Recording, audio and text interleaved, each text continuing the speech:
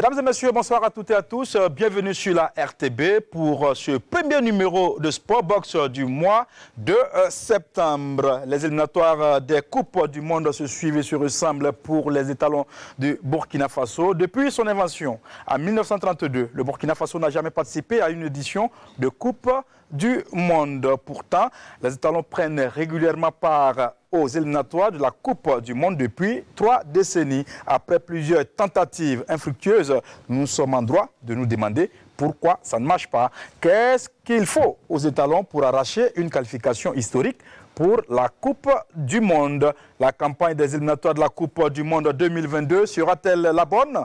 Mesdames et messieurs, installez-vous confortablement puisque Sportbox, ça va boxer tout à l'heure avec mes invités. Il s'agit tout simplement de Claude Romba, qui est donc de la radio de la municipalité du Grand Ouaga. Bonsoir Claude. Bonsoir. Et puis Boukari Ouedraogo de la Fondation Hirondelle. Bonsoir Boukari. Bonsoir. Et bien évidemment, lui, il est entraîneur de football. Il est également ancien international burkinabé. Il a fait les Émirats Arabes Unis. Brahma Traoré, bonsoir. Bonsoir. Et puis Simplice Yen, il est le rédacteur en chef de Sidoya Sport. Bonsoir Simplice. Bonsoir. Bienvenue sur ce plateau. Depuis donc samedi, Kamou Malo et ses hommes sont en regroupement à Marrakech au Maroc. Le groupe est complet, même si l'on note de grands absents dans cet effectif. La Coupe du Monde est-elle un objectif pour le Burkina Faso? La question mérite d'être posée puisque Kamou Malo avait laissé entendre qu'il se servirait des éliminatoires de la Coupe du Monde pour préparer la CAN 2021 au Cameroun. Une sortie qui avait suscité de vives critiques dans l'opinion. Pour le débat, en tout cas, ce soir, nous allons donc parler de toutes ces questions. Et puis, nous aurons en direct par téléphone depuis Bobo Dioulasso, Daouda Sanou dit Famoso, entraîneur, formateur et ancien directeur technique national de la Fédération burkinabé de football. Avant de rentrer dans le débat, voyons voir ce qui se passe à Marrakech. Nos envoyés spéciaux, Daouda Ouattara et Mamadi Wena, nous donnent les dernières nouvelles de l'écurie.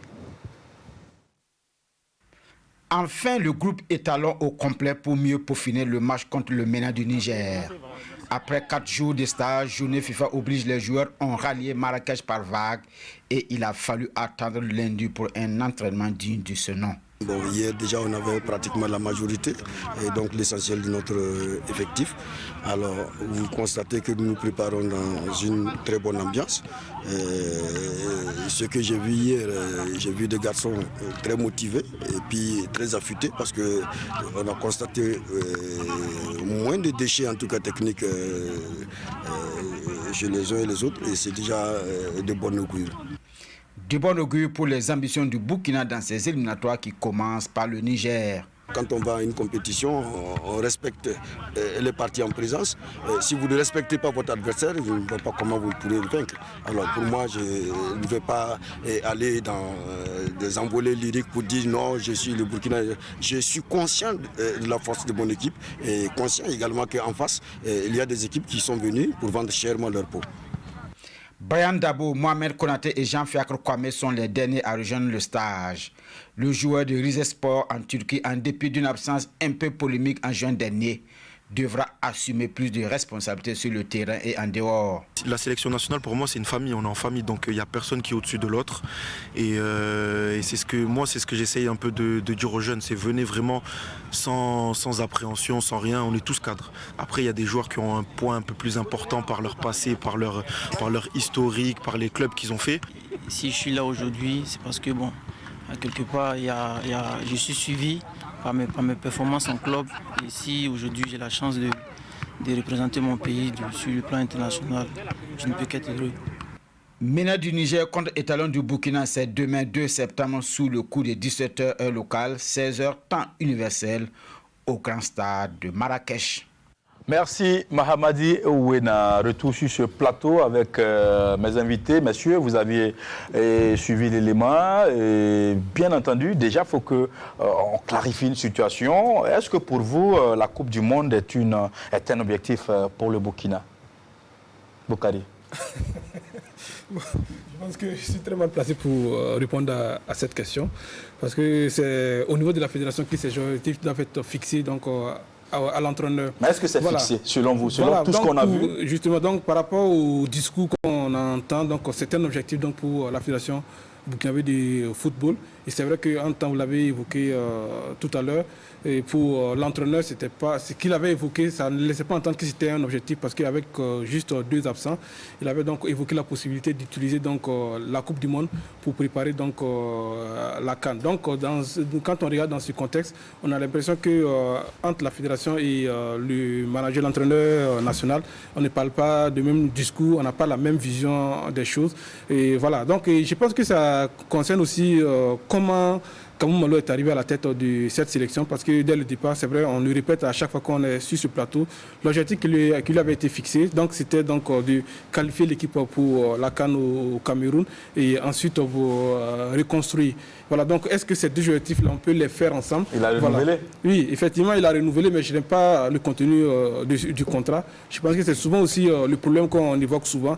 C'est vrai que le contrat peut être secret, certaines clauses qui peuvent être secrètes, mais par exemple, sur les objectifs, sur un certain nombre de plans de travail, ça devrait être public pour qu'à la fin, on puisse mesurer, donc le public puisse mesurer le travail abattu par le coach. Ça évite souvent donc, des discours qui n'ont pas lieu d'être. Alors, coach, est-ce qu'aujourd'hui, on peut dire que la Coupe du Monde est un objectif pour le Burkina ou doit être un objectif pour le Burkina? Pour ma part, je pense que ça doit être un objectif. Parce que, quand même, on ne peut pas s'engager à une Coupe du Monde et puis dire que ce n'est pas un objectif. Parce que ce n'est pas donné par rapport à tous les entraîneurs ou tous les joueurs d'avoir une chance de participer à une Coupe du Monde. Bon, vu maintenant le contexte qu'il y a par rapport à cette jeune équipe que Kamou Malo a sous sa main, bon, peut-être par rapport au discours de Kamou Malo, bon, pour ma part, je pense que peut-être qu'il s'est mal exprimé là-dessus. Parce que, bon, en tant qu'ancien international, je pense que si je reviens encore en arrière, je regarde par rapport à la CAN 98, oui. Il y avait d'abord la Coupe du Monde 98, où effectivement la fédération en son temps voulait que les étalons participent aux éliminatoires de la Coupe du Monde 98. J'aurais appris en son temps que le président du Faso ne voulait pas. Et la fédération a insisté pour qu'on participe parce que en son temps, ils ont dit si on rate les matchs qui sont à venir, ça peut jouer sur la CAN 98. Mais ils ont insisté, effectivement, avant que la CAN 98 n'arrive, il y a eu au moins deux entraîneurs qui ont été éjectés. Hein. Oui.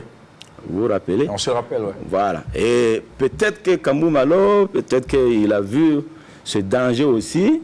Bon, et il a préféré dire que ce n'est pas un objectif. Mais sinon, en tant que technicien, moi je pense que ça doit être un objectif pour l'entraîneur et pour les joueurs qui sont là. Claude?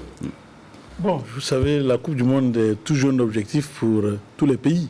Maintenant, quand on dit objectif, il y a l'objectif à moyen terme, il y a un objectif à court terme et il y a un objectif à long terme.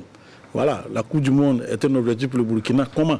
Est-ce que c'est un objectif à court terme? Est-ce que c'est un objectif à long terme? Parce qu'évidemment aussi, il faut inscrire cela. Aujourd'hui, qu'est-ce qu'on constate? Quand vous prenez les pays qui participent à la Coupe du Monde, ou les pays africains, parce qu'avant il y avait 2 places, après on est parti à 3 places et tout ça, ça a monté. Mais regardez comment on s'est projeté pour aller à cette Coupe du Monde-là. Les places sont limitées. On va à la 9 places et demie bientôt. Tout à fait. En ce moment, les gens se préparent d'une autre façon aussi pour atteindre les objectifs. À partir de ce moment où on va définir notre objectif pour atteindre la Coupe du Monde, si c'est un objectif à long terme, qu'est-ce qu'on met pour pouvoir atteindre cela? Parce qu'au-delà des concepts aussi, il faut savoir ce qu'on va mettre dans le concept, ce qu'on va faire pour pouvoir y arriver. Sinon, après, tout le monde va dire, bon oui, on veut aller à la Coupe du Monde, mais tout le monde n'ira pas, nous tous on le sait. Est-ce qu'aujourd'hui, il ne faut pas se préparer pour dire, comme les Ivoiriens l'ont si bien fait avant d'arriver donc à la première Coupe du Monde, ils ont raté la CAN. Ils se sont dit, en 2004, voilà, nous préparons la Coupe du Monde, nous ne regardons même pas la CAN. nous préparons des équipes pour la Coupe du Monde avec la SEC Mimosa, parce qu'il y avait des joueurs qui étaient un peu disséminés un peu partout, et même dans la tête de certaines personnes. Et là, il a fallu qu'à un moment, l'entraîneur, ils avaient voulu même prendre l'entraîneur Jean-Marc Guillou pour pouvoir, parce que c'est lui qui avait mis un peu en place cette équipe-là. Donc c'était un objectif à long terme. Oui. Ils ont pris du temps pour construire pour aller à la Coupe du Monde. Ils se sont dit, depuis combien de temps nous nous disons, bon, c'est cette Coupe du Monde-là à laquelle nous voulons participer. Maintenant, qu'est-ce qu'on fait pour participer à cette Coupe du Monde? C'est ça. Aujourd'hui, on ne va pas venir, le Burkina se lève, on est parti à la finale de la Coupe. Non, nous on va aller à la Coupe du Monde 2022. Ou on va aller à la Coupe du Monde. Si on va aller à la Coupe du Monde 2022, il faut travailler avant. D'accord, on va en parler. Alors, déjà, Lazare Bansé, le président de la Fédération burkinabé de football, a été clair lors de l'Assemblée générale à Tinkodogo. Il a recadré un peu son entraîneur en disant que la Coupe du Monde 2022 est une priorité pour le Burkina. Alors, par le passé, on a vu que les dirigeants ont souvent du mal à afficher les ambitions de Burkina. C'est en cours de route qu'on se rend compte qu'il y a une possibilité là, en ce moment, tout le monde s'emballe. Pourquoi est-ce que les dirigeants ont du mal? Pourquoi ils ont du mal à dire oui, voilà, on va y aller ou pas? Simplice. Pour moi, il faut qu'on ait une vision claire de ce qu'on veut. Pourquoi je le dis? Parce que, vous vous rappelez, en 2019, on a arrêté la CAN 2019 en Égypte. On n'a pas pu se qualifier. En son temps, c'est vrai que c'était l'ancienne fédération. L'ancien président a dit quoi? Ok, il faut qu'on reconstruise l'équipe. Parce que les cadres de l'équipe étaient en fin de cycle. Les Charles Caboret et autres étaient en fin de cycle. Ils ont donné beaucoup au pays. La finale en 2013. Les Bansé, les voilà, la troisième place en 2017. Voilà. Mais en temps, on change d'entraîneur de fédération et on nous dit maintenant, bon, ok, l'objectif c'est la Coupe du Monde. Mais c'est vrai, on peut tout objectif en un an et demi. En un an et demi. Ouais. Est-ce que c'est possible? Est-ce que c'est possible? Rajeunir l'équipe et en même temps avoir de bons résultats. Mais je ne sais pas si c'est possible. Mais ça peut arriver. On a vu le Togo, peut-être en son temps, en 2006, qui a un peu surpris. Voilà, qui s'est qualifié pour la Coupe du Monde en Allemagne, je crois. Mais on ne peut pas demander à un entraîneur de rajeunir une équipe, d'injecter du sang neuf, des jeunes surtout, et d'avoir des résultats immédiats. Donc vous comprenez la déclaration de Kamou Malo quand il dit qu'il veut utiliser les éliminatoires de la Coupe du Monde pour préparer la CAN à venir dans quelques mois. Vous comprenez un peu sa façon de voir? Oui, un peu. Mais c'est qu'il y a eu un cafouillage dans cette affaire, parce que bon, le sélectionneur tient un discours qui a été démenti après par... bon, pas démenti, mais recadré. Voilà, ouais. En temps par le président de la fédération. Donc, mon inquiétude, c'est que est-ce qu'on sait réellement où on va? Qu'est-ce qu'on veut réellement? D'accord. Alors, parce que moi peut-être aussi que dans cette polémique-là, il faut aussi qu'on puisse recadrer les choses. D'accord. Parce qu'il y a ce qu'on dit par rapport à une question qu'on pose. Il y a aussi ça. Expliquez-nous. Voilà, je dis, tu poses une question, pas forcément dans le sens de la Coupe du Monde, ou en tout cas, quand on me dit par exemple, tu prépares, est-ce que tes cadres ne sont pas là? Est-ce que tu ne vas pas changer l'équipe? Est-ce que ça va vous préparer en même temps la CAN? Non, tout le monde sait aujourd'hui que le match d'aujourd'hui prépare le match qu'on joue aujourd'hui va forcément préparer le match de demain. Et on va se présenter avec une équipe inédite. Quoi qu'on dise demain, ça sera une équipe expérimentale qu'on va mettre. Parce que ça sera sans Charles Caboret, sans Alain Traoré, sans en tout cas plusieurs cadres. Donc c'est une équipe expérimentale qui, évidemment, lors de la deuxième journée, va peut-être avoir un peu plus d'expérience par rapport à la première journée. Et évidemment, quand on va jouer toutes ces journées-là et après on joue la CAN. On joue la CAN. Donc ça veut dire qu'effectivement et obligatoirement, ça va préparer forcément la CAN. Donc vous comprenez Kamou Malo? Je comprends. Est-ce qu'il avait besoin de le dire? Pour moi, je dis... Est-ce qu'il avait besoin de baisser les... Est-ce qu'il a dit que la Coupe d'Afrique, la Coupe du Monde n'est pas un objectif? Je ne pense pas qu'il ait dit ça. Il a dit, pour répondre à la question, oui, je vais utiliser les joueurs là pour préparer aussi là. Moi, c'est comme ça que j'ai compris. C'est ce que je dis tout le temps. C'est comme ça, moi, j'ai compris par rapport à la question qu'il lui avait été posée. Puis on lui avait demandé, est-ce que vous partez la Coupe du Monde était un objectif pour vous? Et s'il disait non, je vais utiliser la Coupe du Monde pour préparer la CAN. Là, ça devient autre chose. D'accord. En fait, on oublie qu'il y a eu un changement de calendrier aussi. Et j'avais eu la chance d'échanger avec le coach Kamou Malo à ce sujet-là. Et dans son esprit, donc avant que son contrat ne soit renouvelé, dans son esprit, effectivement, parce qu'il savait qu'il y avait certains cas qui partaient. Et il avait négocié avec des joueurs comme Jonathan Putrapa, Charles Kabouré, même Aristide Bansé, de l'accompagner jusqu'à la CAN. Mais en même temps, il y a eu changement de donne et il y a eu la Covid-19 qui est intervenue. Et l'objectif de l'entraîneur, puisque c'est les cas dont on parle, les Jonathan Putrapa, Aristide Bansé et Charles Kabouré et autres, Alain Traoré, tout ça. Donc ces joueurs dont on parle, et à un certain moment, ils avaient aussi des exigences, parce qu'il y avait aussi la voix du public qui montait, qui demandait donc à ce qu'il y ait un rajeunissement de l'équipe. Donc pour le coach Kamou Malo, c'était déjà de se qualifier, parce qu'on lui avait donné 2 objectifs à atteindre en même temps, en une année de contrat. Et donc je rappelle encore qu'il y a eu le changement de calendrier du fait de la Covid-19 qui a tout chamboulé donc au niveau du coach. Sans l'objectif de Kamou Malo, donc c'était effectivement de se qualifier et en même temps, parce que les deux, c'est tout déroulé en même temps, les éliminatoires de la Coupe du Monde et les éliminatoires de la CAN 2021. Et en même temps, utiliser la Coupe du Monde pour préparer son effectif, pour essayer de rajeunir à ce niveau-là. Lorsqu'il y avait des éliminatoires de la Coupe du Monde, là c'était les jeunes qu'on allait faire appeler et puis laisser les cadres de côté. C'était ça l'idée de Kamou Malo. Maintenant, entre-temps, il y a eu changement de donne et voilà, donc il y a eu même changement de contrat. Voilà pourquoi je disais qu'on ne maîtrise pas le contenu du contrat de Kamou Malo. Sinon, tout cela pourrait nous dire, parce que quand vous renouvelez le contrat d'un coach, d'abord il a réussi donc à qualifier l'équipe pour la CAN. Quand on renouvelle le contrat, on lui fixe comme objectif se qualifier pour la Coupe du Monde. Je suppose que c'est ce qui est écrit dans son contrat. Et voilà, peut-être qu'il y a d'autres objectifs secondaires qui accompagnent cet objectif principal. Simplice. Oui, c'est quelque chose à ajouter, oui. Oui, je suis d'accord avec lui. Il faut qu'on nous dise clairement, voilà, ce qu'on veut. Dans son contrat, est-ce qu'on lui demande obligatoirement de nous qualifier pour la Coupe du Monde? Voilà. Parce que, voilà, toute équipe qui participe à une Coupe du Monde, voilà, nous, on a déjà disputé une finale de CAN. On a terminé 3e, c'est vrai. Légitimement, le peuple burkinabé aimerait voir les étalons à la Coupe du Monde. Mais voilà, c'est très sélectif en fait. D'accord. Quand vous voyez, il y a 5 places. Et le cercle est un peu fermé. Quand vous voyez, une première phase d'abord de groupe, après il y a une phase de c'est les leaders de groupe qui vont aller s'affronter encore. Voilà, donc c'est très sélectif et il faut vraiment avoir un effectif vraiment solide. D'accord, on va parler des exigences après. J'aimerais juste ajouter quelque chose. C'est vrai qu'on a raté la Coupe du Monde de peu.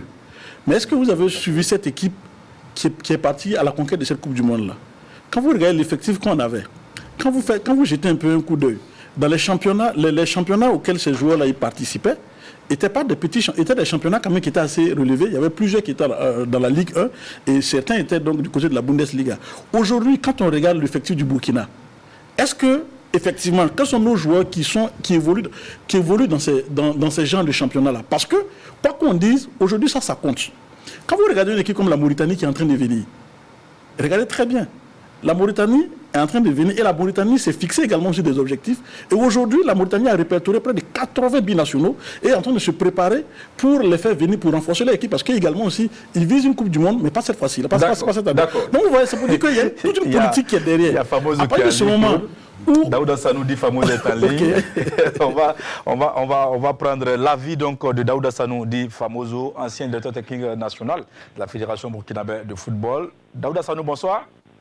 Bonsoir. Voilà, vous suivez le débat depuis le début. Alors, sur le plateau, les avis sont... bon, on ne va pas dire que c'est divergent, mais tout de même, il y a des avis. Est-ce que vous êtes d'accord que la Coupe du Monde 2022 doit être un objectif pour le Burkina? Bon, je pense qu'il faut clarifier les choses là. La Coupe du Monde fait partie des aspirations du football burkinabé.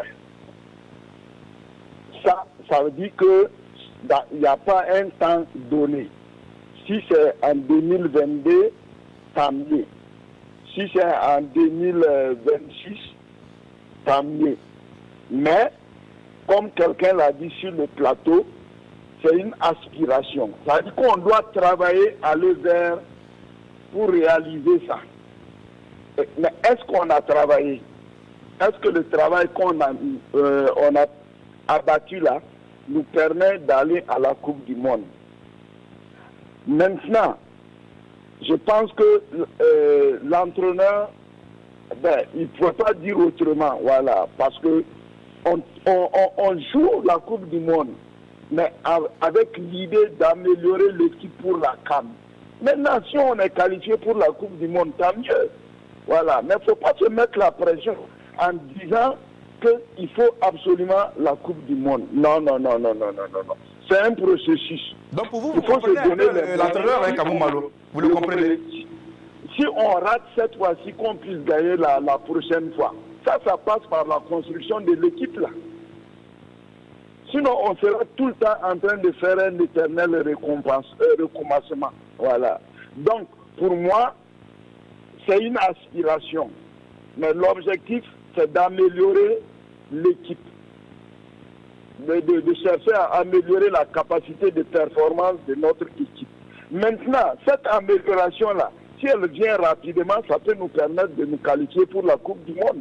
Maintenant, si ça ne vient pas, ça va nous permettre de faire une bonne CAN et ensuite de mieux se préparer pour la Coupe du Monde prochaine. Et c'est comme ça qu'on pourra arriver un jour à avoir une qualification pour la Coupe du Monde. Ce que je voudrais dire, parce que tout ce qu'on dit là, c'est superficiel. On est dans l'improvisation. Il ne faut pas avoir peur du mot. On est dans l'improvisation. Et cette improvisation-là, moi, m'amène à poser la question. Est-ce que le football burkinabé est géré techniquement? Je repose la question. Est-ce que le football burkinabé est géré techniquement? Parce que si c'était géré techniquement, le président de la fédération devait être éclairé sur les tenants et les aboutissements. Et là, il n'allait pas parler comme ça. L'entraîneur devait être éclairé. Il n'allait même pas avoir de confusion là-dessus. Parce qu'il devait y avoir une planification avec des projections. Maintenant, l'entraîneur, lui, il s'assoit par rapport à son contrat, par rapport à la pression, ce qui peut le sauver, il va le dire. Le président, par rapport à ses désirs, il va le dire aussi. Mais qu'est-ce que la pensée scientifique et rationnelle de la gestion nous recommande? D'accord, coach. On va revenir à vous. Restez en ligne. Alors, sur le plateau, vous avez écouté Daouda Sanou dit Famoso. Réaction rapide? Oui, parce que le problème ici, c'est quoi? Voilà, parce qu'il a bien signalé. Voilà, le président de la fédération tient un discours. L'entraîneur a tenu un autre discours. Parce que le problème, c'est quoi? S'il y a 2 matchs, je ne le souhaite pas, il y a 2 défaites pour les 2 prochains matchs. Si la Coupe du Monde était un objectif, je pense qu'on va sauter quand même à l'eau. Tout simplement. Ce serait la conséquence. Puisque ce serait un objectif non atteint. Il sera à 90%, 60-70%. Il ne pourrait pas atteindre cet objectif de se qualifier pour la Coupe du Monde. Voilà, vous avez le Niger, vous avez l'Algérie qui est le principal concurrent. Désormais, on ne joue plus dans notre stade. On joue à l'extérieur. Donc tout cela réuni, instrument, il y a des conséquences. Voilà pourquoi il faut savoir quel discours tenir en fonction du moment. Et si on dit que l'objectif, c'est la Coupe du Monde, la sanction, ce serait donc de limoger l'entraîneur s'il n'atteint pas son objectif. Alors, voilà pourquoi il y a tout ce débat autour donc, des propos de Kamou Malo et du président de la fédération. Non, mais moi je pense que par rapport à ce que le coach Daouda vient de dire, je reviens toujours par rapport à la préparation de la CAN 98, c'est toujours la même situation actuelle. Parce que c'est quoi? Et je pense que Kamou Malo, peut-être par rapport à son discours en disant que c'est pas un objectif pour lui. Il ne l'a pas dit clairement, mais dans ses propos, ça laisse entendre que on va pas trop se battre pour aller à la coupe. Quand vous regardez bien, peut-être que dans les vestiaires, c'est autre chose. Ça va être un autre discours. Supposons par exemple demain le match contre le Niger. Ce n'est pas le même discours que Kamou Malo va tenir avec ses joueurs dans les vestiaires. Il va le dire, mais ce n'est pas donné à n'importe qui de jouer une Coupe du Monde. Voilà, il faut vous battre. On a notre chance qui est là. Parce que, disons que si on gagne le Niger, ça peut encore faciliter le prochain match contre l'Algérie. Et là, ça va être un autre discours. Par rapport à aujourd'hui où on pense que pour Kamou Malo, ce n'est pas un objectif. Mais en tant que technicien, je pense que lui-même, il sait que c'est un objectif pour lui. Parce que, supposons que Kamou Malo qualifie le Burkina à la Coupe du Monde. C'est une grosse performance. C'est une grosse performance. Ouais. Donc, je pense que en dehors de ce qu'il a dit et ce qu'il va dire dans les vestiaires devant ses joueurs, ça va être autre chose. D'accord. Alors, Daouda, ça nous parle d'improvisation. Alors, ça nous amène à réfléchir un peu sur comment est-ce qu'on se prépare pour la laine Coupe du Monde?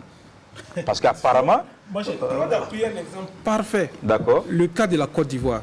On peut encore revenir au cas de la Mauritanie, mais prenons le cas de la Côte d'Ivoire. Le président Jacques Anouma, à l'époque, qu'est-ce qu'il disait? Mon objectif, c'est la Coupe du Monde. 2006, à voilà, oui, de la Coupe du Monde 2006. Et c'est ce qu'il disait. Ils ont été éliminés de la CAN. C'est vrai, ils étaient dans un groupe où ils étaient avec 3 équipes avec l'Afrique du Sud. Ils ont perdu les 2 matchs, ils n'ont pas réussi à se qualifier pour la CAN 2004. Je pense que c'était au Mali. En Tunisie. Voilà, en Tunisie, merci. Voilà. Ils n'ont pas pu se qualifier pour cette CAN-là. Mais la CAN 2006 et après la Coupe du Monde 2006, ils y étaient. Et c'est un travail qui n'a pas commencé uniquement 2000 à 2004. Mais ça a commencé bien avant parce qu'ils s'étaient rendu compte qu'il y avait du potentiel. Et je pense que ce sont ces types de planification qu'il faut avoir. Depuis les cadets, les juniors et jusqu'aux seniors, c'est tout un processus. Comment on organise le championnat pour pouvoir avoir des joueurs qui peuvent plus tard intégrer l'équipe nationale? Comment les joueurs qui sont à l'étranger, on essaie de les intégrer à l'équipe nationale? Le lien qu'il y a entre l'équipe Espoir et puis l'équipe Fagnon, l'équipe A, ou même entre l'équipe nationale locale et l'équipe A. En fait, c'est tous ces liens-là qu'il faut faire. Et au Burkina, le coach l'a dit, on est dans l'improvisation. Le problème, c'est quoi? On s'est qualifié pour... on oublie vite. Parce qu'on s'était qualifié pour la CAN 2013. Quand on partait à la CAN 2013, la prière, c'était de passer le premier tour. Et si on passait le premier tour, c'était comme si on avait remporté la CAN. Et rapidement, on a été rattrapé lors de la CAN qui a suivi. La CAN 2005, on était l'un des... oui, 2015, en Guinée équatoriale. Le Burkina était avant-dernier de la compétition. Exactement. Dernier, on pourrait dire. Ouais. Donc, on a été rapidement rattrapé par les problèmes qu'on avait laissés bien avant. Sinon, en principe, si pendant tout ce processus-là, il ne devrait pas avoir donc cette chute. C'est vrai que c'est le football, c'est le sport, il y a des moments, des trucs, mais on devrait sentir une certaine constance. Et il n'y a pas de honte à repartir derrière, c'est préparer pour repartir en avant. Le Niger nous l'a bien prouvé. Ils ont fait près de 2 CAN où ils n'arrivaient pas à se qualifier. Et c'était à la Coupe du Monde. Oui, le Nigeria, bien sûr. Voilà, où ils ont même livré une bonne prestation. C'est vrai que ce n'est pas allé loin, mais la prestation était livrée donc par les Super Eagles, était vraiment honorable, avec un entraîneur que le Burkina avait chassé, Guénotro. Voilà, donc ça montre qu'à notre niveau, il n'y a pas de planification. Voilà, je suis d'accord avec le coach à ce niveau-là. Je suis parfaitement d'accord. Par exemple, aujourd'hui, quand vous regardez, quand vous faites une projection de toutes les équipes africaines, je vous dis, qu'est-ce que les gens ont constaté? On a constaté que le football, le centre du football s'est déplacé en Europe. Et qu'est-ce que les gens font? On regarde, on était bon, il faut tabler de plus en plus sur les binationaux. Que ce soit l'Algérie, que ce soit le Maroc, que ce soit la Côte d'Ivoire, que ce soit le Sénégal, tout le monde table sur les binationaux. Il y a des politiques claires. Je vous ai dit, la Mauritanie a dit, ils ont répertorié 80 binationaux qui sont en train de voir comment les intéresser à l'équipe nationale. Aujourd'hui, le Niger également est dans ce cas. Vous savez, le Niger, il vient de prendre le gardien U20, U19 de la Belgique, ça, qui était là-bas, qui a joué en équipe nationale de Belgique, mais ils ont tout fait pleurer parce que son père est chose et sa mère est nigérienne. Tout comme le fils de Lambo, qui a une mère burkinabé. Et son papa est donc Lambo qui a joué, Zachary Lambo, qui a joué à l'Étoile filante de Ouagadougou. Son fils, qui est du côté donc, de la Belgique, va jouer avec l'équipe du Niger. Ça veut dire quelque part aussi, là-bas aussi, ils ont mis une politique pour intéresser les binationaux. Mais chez nous, quelle est notre politique pour intéresser nos binationaux? On a vu le cas partant du gardien Alban Lafont. On l'approche. Parce qu'il est dans les dispositions, il refuse, on dit bon, on a qu'à le laisser. Non, je pense qu'il faut changer d'approche. Il faut aller de telle sorte que répertorier d'abord tous nos binationaux, essayer de voir comment les convaincre à venir, parce que quoi qu'on dise également aussi, le football européen compte... Les bons binationaux aussi. Non, quand je dis des répertoriés... Non, les bons binationaux... C'est vrai que ce que vous dites est juste, mais moi je pense que... Plutôt binationaux, voilà. C'est-à-dire que... Voilà, le plan local aussi, je suis tout à fait d'accord. Parce que quand on regarde ces dernières années, il y a du bon travail qui est en train d'être fait dans les différents centres de formation. Et quand on regarde le nombre de jeunes qui partent, je pense que ce qui leur manque, c'est la compétition. Pour beaucoup de jeunes, c'est la compétition qui leur manque. Donc, vous savez que c'est vrai, on surclasse certains joueurs et rapidement ils repartent. Et alors que si au niveau des petites catégories, les U17, les U18, les U19, U20, parce qu'ailleurs c'est comme ça, c'est vrai que chez nous on parle encore des cadets, juniors et espoirs, mais ailleurs on a c'est par âge, par tranche d'âge. Si à tous ces niveaux-là, les enfants de la compétition, quand ils arrivent dans les championnats européens, ils n'ont rien à craindre. Voilà, il n'y a pas de complexe, ils s'intègrent facilement. Beaucoup de nos joueurs, quand ils arrivent là-bas, c'est quoi? pour comprendre même la tactique qu'on propose donc au truc. Ils ont du mal. Ils attendent d'abord de voir. Voilà, ils prennent du temps. On a vu avec certains de nos joueurs où ils ont mis du temps pour comprendre déjà donc la tactique avant de pouvoir exploser. Pas qu'ils n'ont pas le talent, mais parce que la compréhension est différente. Donc il faudrait. On disait quoi? Pour un joueur qui arrivait donc à 18 ans, qui devait monter en Ligue 1, il avait déjà 200 matchs dans les jambes. Chez nous, je pense que si vous avez 20 matchs dans les jambes, avant d'arriver en première division, vous avez beaucoup joué. D'accord, simpliste. Je ne suis pas contre les binationaux, mais nous, on n'a pas la prétention d'avoir une gamme importante de binationaux comme la Côte d'Ivoire, le Sénégal, le Mali, l'Algérie et tout. Mais avec les binationaux, ça n'a pas toujours fonctionné. Quand vous prenez l'Algérie a eu des soucis avec ses binationaux. On peut dire que c'est l'actuel entraîneur, sélectionneur qui est arrivé, qui a réussi à créer un collectif. Sinon, l'Algérie, en son temps... Parce que lui-même est un binational. Voilà, lui-même est un binational, il comprend mieux. Voilà. Donc, je ne dis pas que c'est... Voilà. Je ne dis pas que c'est rédhibitoire, mais je dis, on peut aussi compter, c'est-à-dire que les bons binationaux, comme il a dit, des binationaux qui émergent, qui vraiment sont très forts, on peut les récupérer, il faut les récupérer. C'est ce que je veux dire. Sinon, je suis d'accord avec vous. Moi, étant du côté de la Ligue professionnelle, je suis convaincu qu'aujourd'hui, quand on regarde un peu notre championnat, on est quand même satisfait de savoir que le niveau est monté. Ce n'est pas encore suffisant, mais c'est petit à petit. Et comme il a dit, il faut avoir, au-delà du championnat D1 et D2, il faut avoir un bon championnat D3. D'accord. Il faut aussi avoir les petites catégories. Il faut que toutes les équipes là, on voit les passerelles. Comme il a dit, déjà que l'équipe nationale A existe, l'équipe nationale A' existe, l'équipe nationale Espoir, je pense que ça existe. Et donc si ça existe, il faut faire fonctionner. D'accord. Alors, à vous entendre sur ce plateau, aujourd'hui, la Coupe du Monde ne devrait pas être une obsession et qu'il va falloir aller étape par étape, une aspiration comme le coach Famoso l'a dit. Alors on va passer à une autre phase, les hommes de Kamou Malo. Alors il y a les absents, notamment des cadres comme Charles Kaboré, Bertrand Traoré, Edmond Tapsoba, Cyril Bayala, Alain Traoré, Razak Traoré, la liste est longue. Est-ce que Kamou Malo ne manque pas de ressources humaines finalement? Mais moi je pense que par rapport à ça, ceux qui sont présents, c'est une chance pour eux aussi de montrer que malgré ces absences, ils sont là. Bon, vous savez, aujourd'hui, c'est une nouvelle équipe. Bon, souvent on dit que c'est une équipe jeune, mais par rapport à ce que je vois, ce n'est pas une équipe jeune. Mais peut-être que on peut trouver des éléments, des jeunes joueurs qui sont là, c'est leur première sélection, où ils n'ont pratiquement même pas encore joué avec l'équipe A. Et là, Kamou Malo, il doit mettre quelque chose en place pour qu'il y ait une cohésion au niveau de l'équipe, pour qu'il y ait mettre une tactique en place pour pouvoir avoir une équipe par rapport à ces matchs qui sont à venir. Bon, sinon, parler de l'absence, par exemple, de Charles Kaboré, depuis longtemps, je pense que Charles Kaboré même devait partir, parce que c'est par rapport aux demandes de l'ancienne fédération. Bon, lui-même avait dit qu'il voulait partir. Lui-même, il avait dit qu'il voulait 2017, partir. Oui. Bon, Alain Traoré aussi, c'est pareil. Donc, je pense qu'on a suffisamment d'éléments à l'heure actuelle qui peuvent quand même le remplacer valablement. Maintenant, c'est à l'entraîneur Kamou Malo maintenant de savoir comment gérer son groupe et pour faire sortir une équipe compétitive dans ces éliminatoires. Boukari, est-ce que vous êtes d'accord que Malo a les hommes qu'il faut pour remplacer ses cadres absents? Moi, c'est d'abord la question, je vais renverser la question. Est-ce qu'on a un collectif? Je pense que c'est à ce niveau-là le problème. Parce qu'on peut ne pas avoir des joueurs qui évoluent dans des grands clubs. Mais si on a un très bon collectif, on peut poser le problème à des joueurs qui ont à des équipes avec une méthode de stars.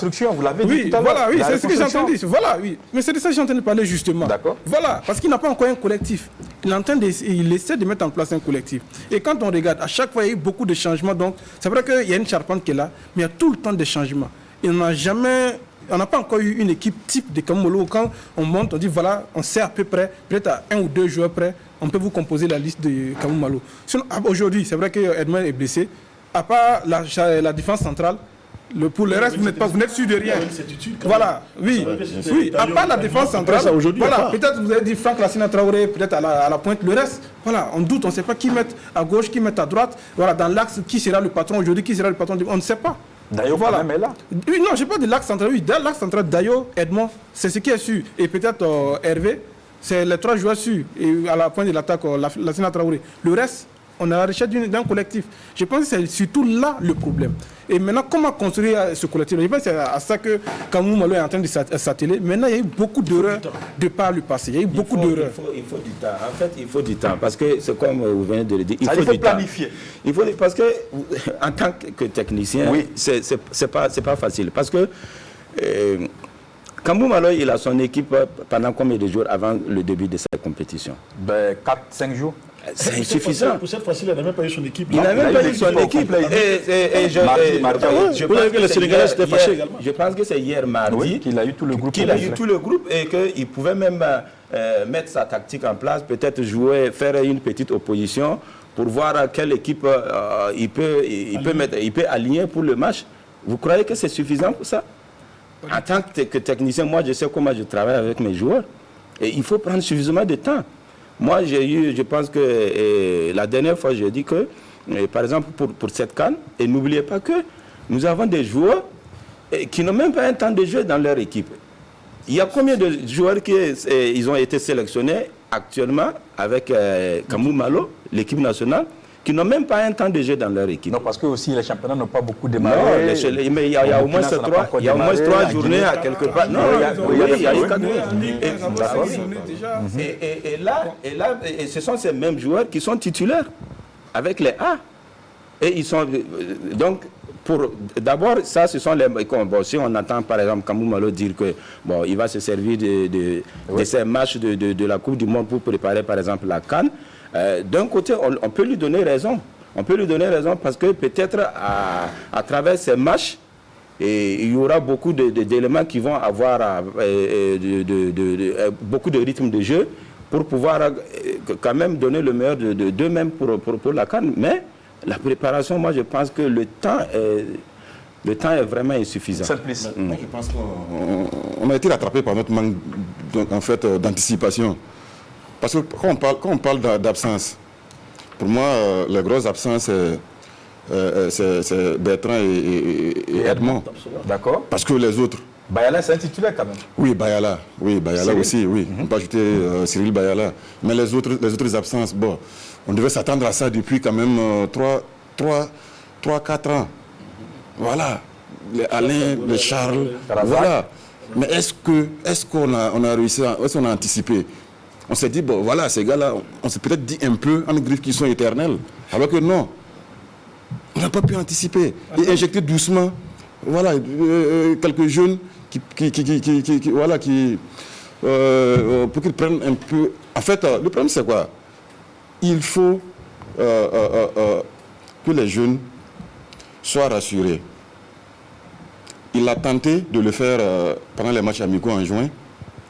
Les 2 matchs amicaux contre la Côte d'Ivoire et contre le Maroc. Voilà, on a vu quelques joueurs, le jeune Gustavo Sangaré, oui, il a joué sans complexe face au Maroc.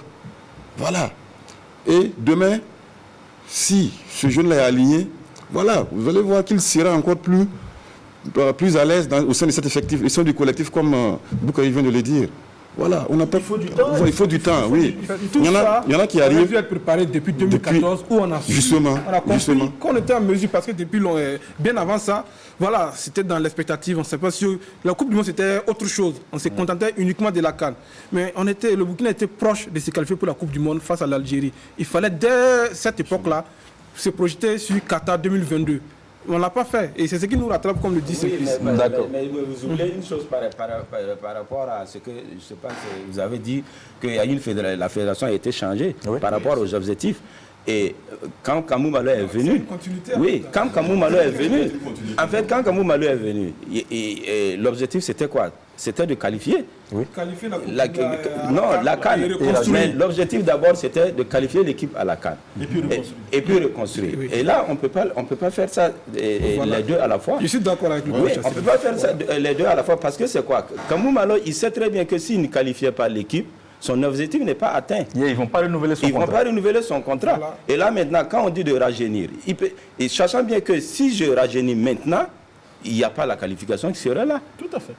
Donc, alors que le Burkina a raté la CAN précédente en Égypte. Oui, c'est ça. D'accord. On va prendre l'avis de Daouda Sanou dit Famoso du côté de Bobo Gulasso.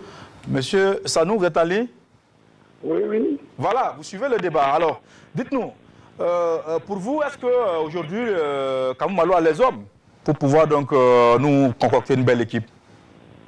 Bon, moi, je vois ça autrement. Parce que, d'abord, il faut dire une chose, c'est une question de projet de jeu.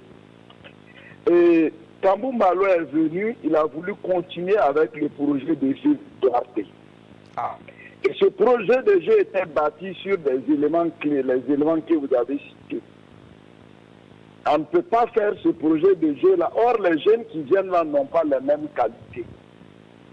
Et donc, si aujourd'hui on est là en train de parler de l'absence de quoi, de la retraite de quoi, c'est parce qu'on veut faire ce qu'eux ils faisaient avec ces joueurs-là, les nouveaux-là. Or non, il faut regarder les qualités et les défauts de ces nouveaux-là pour mettre un projet de jeu qui puisse nous amener à aller très loin. Donc, que ce soit l'encadrement, que ce soit le public, et on accepte cela. Voilà. Parce que quand les jeunes qu'on met, on veut qu'ils jouent comme Charles Kaboré. Mais ce n'est pas le même profil là. Le profil de notre Ngolo Kanté national demande un projet de jeu. Donc, pour moi, si on veut tourner la page, ce n'est pas seulement les hommes. Ça doit être aussi au niveau du projet de jeu. Voilà. Là, en ce moment, on ne va pas regretter tel type, mais on va dire, bon, on cherche à améliorer ça. Et ça, c'est une projection dans le futur. Voilà. C'est ce que je veux dire là-dessus. Même demain, là, s'ils veulent jouer comme avant là, avec d'autres joueurs, là, ça risque d'être la déception. D'accord. Alors, messieurs, vous êtes unanime, hein? Moi, je suis tout à fait d'accord avec Daouda Famoso. Ce qu'il dit est tellement vrai que, voilà, aujourd'hui, il y a d'autres types de joueurs, il y a d'autres qualités qui sont là. Il faut peut-être tenir compte de cela, utiliser les ingrédients pour préparer la sauce et non vouloir faire la sauce. Et puis, voilà. Donc, je pense que c'est un peu ça. Maintenant aussi, il faut reconnaître que depuis quelque temps aussi au Burkina Faso, comme il y a ce vide-là qui est là, il y a beaucoup de polémiques sur le choix des joueurs, il n'y a pas de confiance, il y a ceci, cela. Aujourd'hui, pour peu qu'on joue dans tel ou tel club, pour peu qu'on marque un but aujourd'hui, tout le monde est là parce que, bon, le dictat des réseaux sociaux, comme j'appelle, on essaie donc de dire, bon, écoutez, il fallait prendre tel joueur au lieu de tel joueur, il faut... Alors que non, et aujourd'hui, il faut rester lucide, faire confiance à l'entraîneur par rapport donc au choix qu'il a fait. Le choix sportif doit être le choix le plus important. Et je pense que nous, d'abord, il faut qu'on arrête un certain nombre de polémiques qui contribuent aussi à empoisonner l'environnement. Quand vous dites nous, vous parlez de qui? Quand je parle de nous, que ce soit les journalistes, que ce soit les supporters et tout. Parce que quand vous... Non, attendez, vous pouvez pas empêcher les supporters. Non, je n'ai pas empêché. Non, quand on dit d'arrêter, oui, quand on dit d'arrêter, voilà, il y a 20 millions de sélections. Voilà pourquoi il y a une seule personne, parce que, quel que soit l'entraîneur, même si vous prenez José Mourinho, assimilé à Pep Guardiola ou encore à Allegri, vous les envoyez à la tête des étalons, ils font leur sélection. Les gens vont toujours critiquer. Je n'en discute pas. Voilà. Donc, et c'est ce qui... aller au bout. Peut-être qu'on allait se comprendre. Ce que je veux dire, quand je dis de rassurer les choses, je n'ai pas dit de ne pas critiquer. La critique fait partie intégrante du football. Sinon, on ne serait pas là. Mais je dis, aujourd'hui, le critère qui doit pouvoir rester, c'est le critère sportif. Voilà. À partir du moment où on tient compte de ces critères sportifs-là et que les polémiques sont, je dirais, je dirais pas rares, mais les polémiques sont orientées vers ces objectifs-là, ça permet quand même de rassurer. Parce que quand vous regardez, depuis que Kamou Malo est là, et que même, parce qu'on a eu des équipes où il y a eu des sélections, où il y avait moins de polémiques, mais maintenant, de plus en plus, quand vous regardez, surtout au Burkina, de plus en plus, sur chaque sélection, il y a toujours plusieurs types de polémiques qui ne sont pas forcément, à mon avis, d'accord. utiles. Est-ce que Kamou Malo, aujourd'hui, depuis son arrivée, quand même, il a eu du temps? Parce que Boukari l'a dit, Covid oblige, il a été prolongé, il a eu vraiment du temps. Aujourd'hui, oui, mais il a eu du temps quand même. Aujourd'hui, on ne sent pas l'impact de Malo sur cette équipe. Et ce que Famoso dit, il faut que Kamou Malo fasse du Kamou Malo. Pourtant, on ne sent pas, parce que c'est quand même au regard d'un certain nombre de qualités qu'il a été choisi. Mais on ne sent pas du Kamou Malo. Vous êtes d'accord? Oui, c'est justement la transition qui a été mal amorcée et ça revient donc à ce que le coach disait. On a voulu continuer sur cette lancée. On n'a pas voulu rompre d'un coup avec ça. Mais c'était aussi dû au contexte parce qu'il fallait à tout prix se qualifier. Et ce que le coach a cherché à faire, comme moi l'a cherché à faire, c'est d'abord... On ne change rien. Voilà, je ne change rien, je me qualifie d'abord. Quel est le groupe qui puisse me permettre de me qualifier avec certitude? C'est ce groupe-là. Et on sait, vous avez un contrat. Le contrat, c'était un contrat de 1 an. Renouvelable au cas où avec qualification pour la CAN. Donc quand c'est comme ça, vous faites comment? Vous cherchez à tout prix à vous qualifier. Après la reconstruction, vous allez voir ça. Voilà. Donc c'est ce qui fait que jusqu'à aujourd'hui, même ça, le coach, voilà. Maintenant, je reconnais qu'il y a eu ces occasions-là où le coach aurait pu les saisir, essayer de tester certains jeunes et les laisser donc durablement dans la sélection. C'est vrai qu'il a manqué, comme on a vu le match de Ismaïla Ouedraogo contre le Soudan, une très bonne prestation. Les gens le réclamaient bien avant. Il a fallu que ce soit donc à la dernière journée des qualifications et qu'il ait des défections. On va pas dans les polémiques. C'est vrai. Il aurait pu ne pas jouer, mais bon. D'accord. C'est ce type de confiance qu'on recherche, à essayer de faire confiance à certains jeunes. Mais il n'y a presque pas d'occasion. Voilà pourquoi moi je suis pour qu'on donne ou l'équipe nationale locale ou l'équipe espoir au sélectionneur national pour qu'il puisse pour lui permettre au moins de tester certains jeunes à ce niveau-là. Ce qui ne peut pas. Vous avez, on l'a dit par exemple pour ce regroupement, il n'a pas le temps de travailler avec son groupe. Il a un rôle de superviseur général qui lui permet d'avoir un œil de sphinx sur tout ce qui se passe. Tout le monde a eu le même salaire. Oui, mais actuellement, je pense qu'actuellement, il a un bon groupe. Bon, et si vous regardez aujourd'hui, peut-être 80, voire même 90% des personnes, ils sont d'accord avec cette sélection par rapport à ceux où, puisque, disons la vérité, parce que, par exemple, beaucoup de personnes ne voulaient plus voir, genre comme Alain et Charles ou Razak, et ou même peut-être même Yacouba, et tous ces éléments, ils n'ont pas été appelés par Kamou Malo. Et maintenant, il y a un autre groupe qui l'a... Est-ce qu'il ne subit pas aussi le dictat des réseaux sociaux finalement? Parce que si les gens viennent dire on ne veut pas un tel et puis voilà. Ça a été expliqué. Alain, Charles et autres. Est-ce qu'ils vont revenir une fois s'ils ont des clubs, ils vont revenir? Pourquoi pas?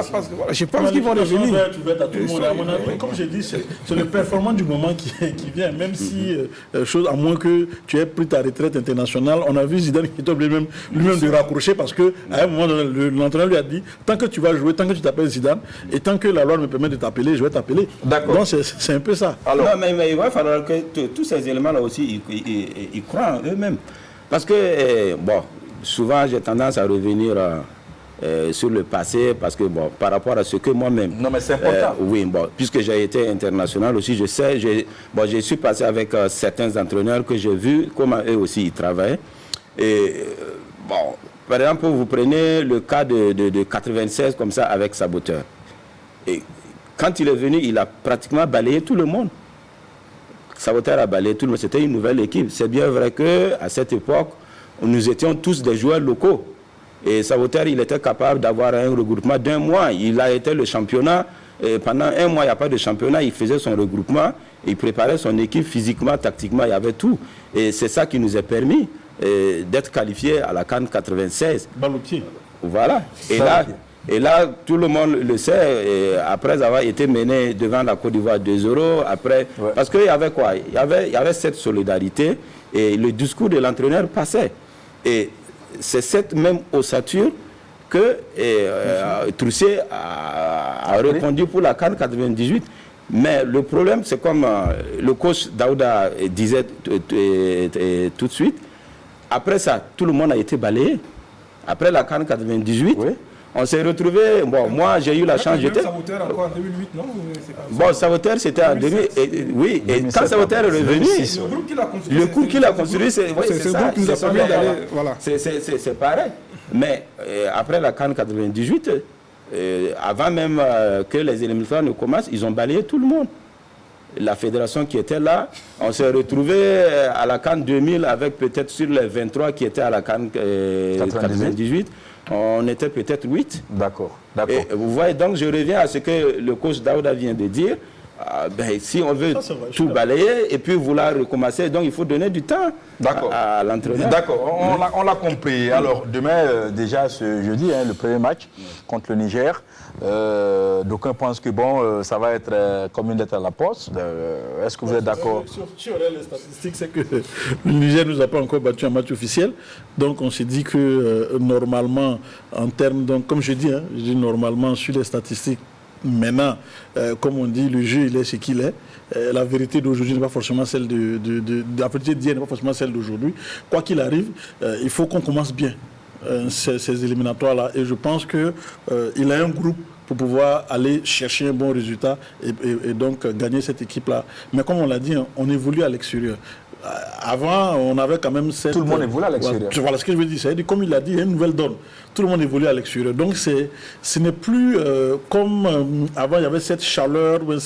On est quand même à un moment... Voilà. La ferveur du public faisait que... Du 12e, on faisait que... Et même que ce soit au Burkina Faso, ça fait que psychologiquement, c'est un autre chose. Mais là, cette fois-ci, il faut jouer tous les matchs à l'extérieur. Mais il faut bien commencer. C'est demain déjà. Il faut bien commencer. Il faut aller gagner. D'accord. On va parler de l'Algérie. L'Algérie qui était un adversaire redoutable qui a éliminé le Burkina en 2014. On se rappelle encore, dans des conditions vraiment pas très catholiques. Aujourd'hui, l'Algérie est sur le toit de l'Afrique, meilleure équipe africaine. Également l'Algérie qui a remporté la CAN 2019, donc championne en titre. Donc dans la poule du Burkina, ça va être compliqué. Est-ce qu'il y a de la revanche en l'air, Boukari? Je ne sais pas si on prend ça en termes de revanche, c'est là qu'on risque de perdre. Il faut prendre ça comme un match comme tous les autres matchs et se dire qu'il faut, au pire des cas, faire un match nul contre l'Algérie. Et en même temps, il ne faut pas se focaliser sur l'équipe de l'Algérie. Il y a deux autres adversaires, le Niger et le Soudan.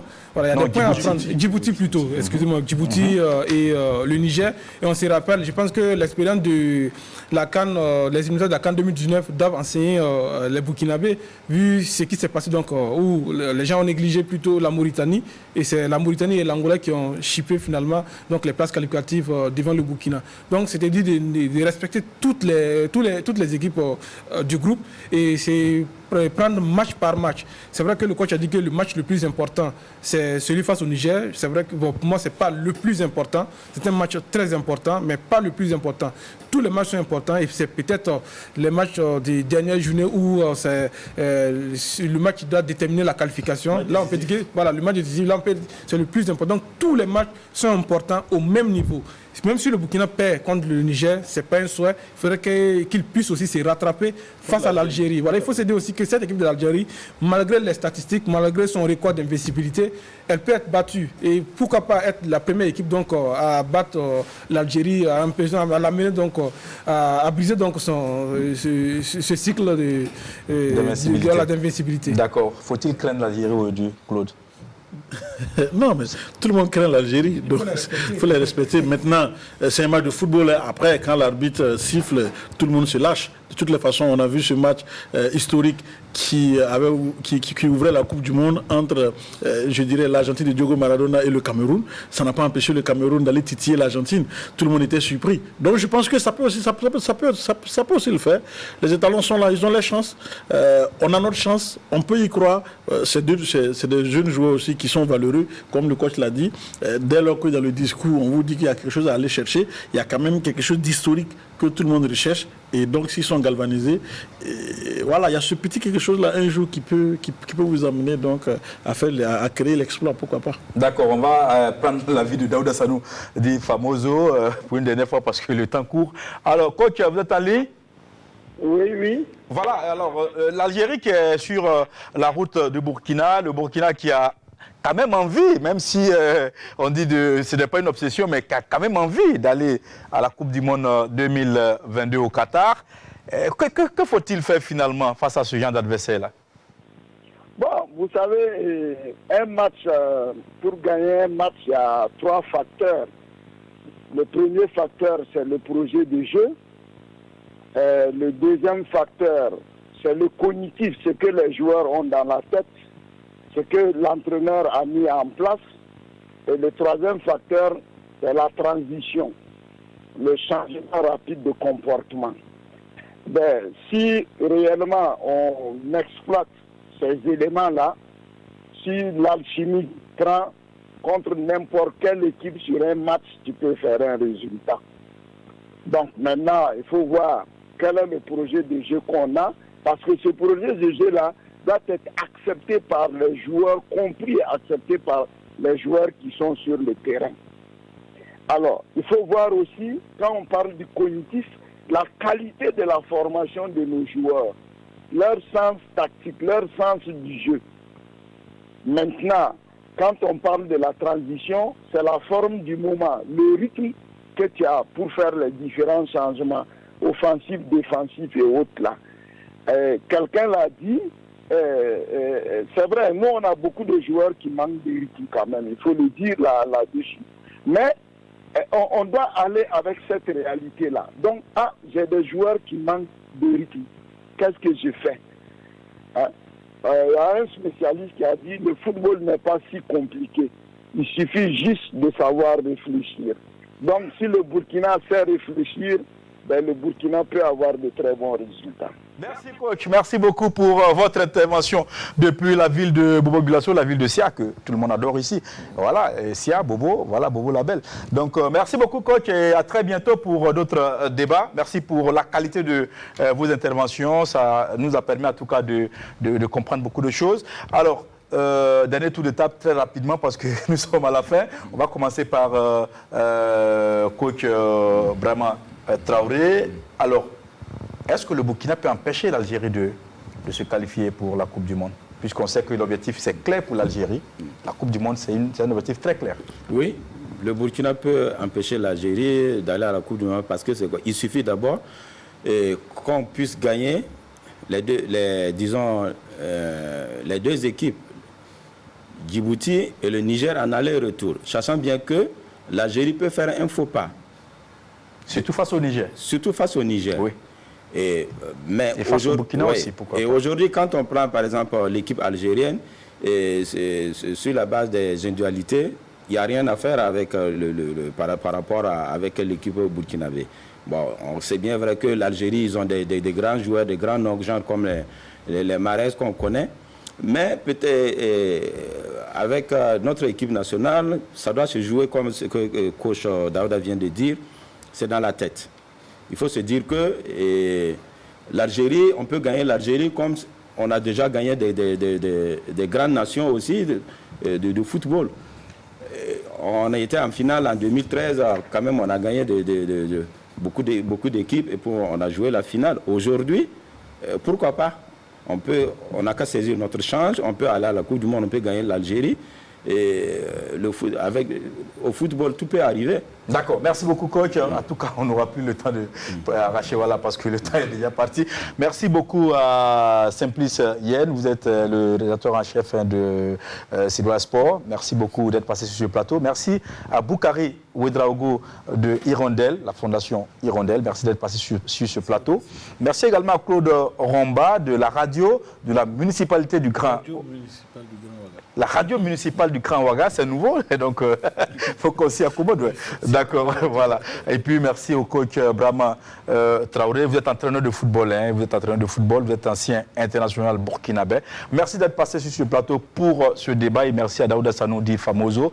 Merci également à Sanou Moussa, qui est le réalisateur, et toute l'équipe de l'RTB pour en tout cas la qualité donc, de ce débat. Et à très bientôt sur ce plateau de Sportbox. N'oubliez pas le match Burkina Faso, non, c'est Niger, Burkina Faso à partir de 16h temps universel. Le match sera bel et bien direct sur les antennes de la RTB à partir de 16h. Sportbox, ça boxe toujours. Bonsoir.